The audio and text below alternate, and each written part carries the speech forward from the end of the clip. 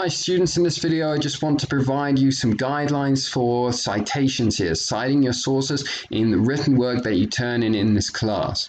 I know sometimes that students can be anxious about this, sometimes students are unclear about the expectations, and so I want to dispel anxiety and uncertainty as much as possible. As always, please reach out to me if you're anything that you're unsure of. It's much better to ask me now. Ask me before you turn something in whether you need an extra citation. First of all, it's very important that you cite your sources whenever you draw from an outside source. Whenever you draw from an outside source, you should be citing that source as a footnote in this class. We don't want to use in-text citations, we want to use footnotes. If you don't cite your sources, you leave yourself open to the charge of plagiarism. And I've provided some more information about plagiarism. There's a quiz that you're taking about plagiarism this week. There are no excuses at the college level for plagiarizing and for claiming ignorance. As I say, if you're unsure, you should be asking me before you turn your work in. This is something exceptionally serious because you're taking the work of someone else's without properly attributing it, without giving them the credit they deserve. So it is a form of stealing. So if you don't cite your sources, you will almost certainly have a 0 for that assignment. If it's not your first offense, you probably have a grade deduction, a deduction on your final grade. You could fail the whole class. You could be expelled from the university. So please always cite your sources. And especially in an introductory class, then you are going to want to cite your sources. There are going to be sources that you are going to be citing for just about every assignment. And that's because you're just learning. It's not expected that you know or that you can develop lots and lots of original ideas. I definitely want some original ideas, but I would much rather see that you're learning how to cite and use the ideas from people who are more experienced in history than you are. And so I want to go through some of the ways of citing sources right now, and I hope this will be helpful. We're going to begin with an online source. Lots of people use online sources for their lecture assignments in particular. Absolutely nothing wrong with that. Lots of great resources online. Make sure you are using a great resource, though. Don't use Wikipedia. One solid resource is the Ancient Encyclopedia, ancient.edu that you see up here. And so if you're citing a website, it's very easy. Simply copy the URL and then you go to your document. Now, here we are. How are you going to insert the footnote? Don't use superscript. Don't try and insert numbers and write the numbers using the superscript text. It's way simpler than that, and Word will do a lot of the heavy lifting for you. Simply go to References, insert footnote, it gives it a number, and then you paste the URL there. And that's great. That's a perfect citation for this class for citing an online source. What about if we're citing a primary source? What if we're citing Euripides the Barcae itself? So I'm on the course text page here. I have the Barcae and I have the Song of Roland. Pull up the Barcae and it says the Barcae by Euripides. So Euripides is the author. And so gone on, I've written another sentence. I'm ready to insert another footnote. I insert my footnote at the end of the sentence and after all punctuation. No footnotes inside quotation marks. I write the author, Euripides, comma, then the title, the Barcae. What was the title again? The Barcae by Euripides.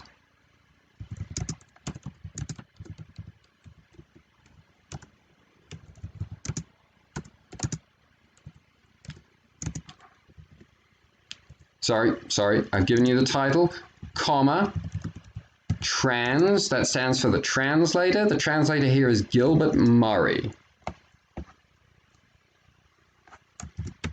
Gilbert Murray. No comma after this one, and instead a parentheses. I open parentheses. does it give the place of publication?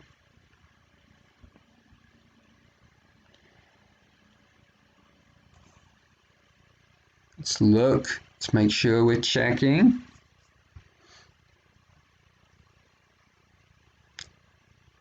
Here you are. London, George Allen. So, and then we have the date as well. So, London. So that's the place of publication. The publisher, George Allen, comma. The date, 1906, comma. And then the page number. So, scroll down. It's page 5. Period. This format is only for your first citation of Euripides the Bacchae. The way that we do citations in this class, when you have a second citation, your citation is simplified. So I'm continuing to write my paper. I'm ready to cite Euripides the Bacchae again. And this time I just write the author, Euripides the Bacchae. I think I got that title wrong. Let me just step back and check here. Bacchae by Euripides. That's fine. There was a comma there though. The Bacchae, comma, by Euripides, comma, and then just the page number. Let's say it's 10 this time. So, second time through, you don't need the translator, you don't need the place of publication, you don't need the publisher, you don't need the year. You only need that the first time you cite a source. Of course, every time you cite a new source, then you have to do this original citation again. So now I'm going to give you a citation for the Song of Roland. Let's say it's a really wide-ranging paper here. And now we're citing the Song of Roland. Go to the course texts, pull up the PDF of the Song of Roland. We have here, we don't have an author. We don't know for sure who the author of the Song of Roland was. So, writing along on my paper, now I'm going to talk about the Song of Roland. So I go straight to italics for the title, the Song of Roland,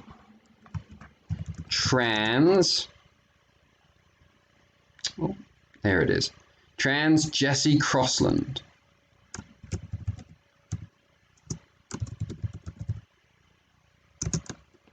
Let's see if we got place of publication. We do. Cambridge, Ontario, 1999.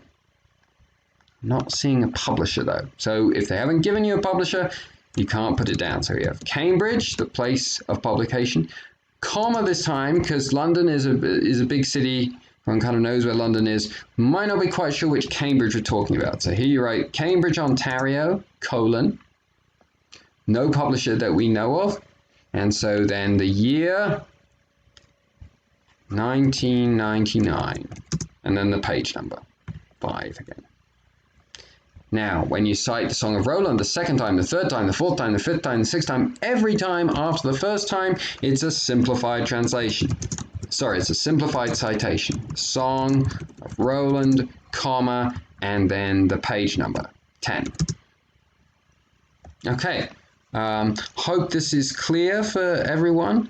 If you have questions about citing anything or how much you should cite something, please don't hesitate to ask me. Much better to ask me now, much better to know what you need to do than to risk a charge of plagiarism. So remember, always footnote, always cite your sources, always use Microsoft Word's references, and then insert a footnote to create the footnotes. Hope this is helpful, and good luck on your work this week.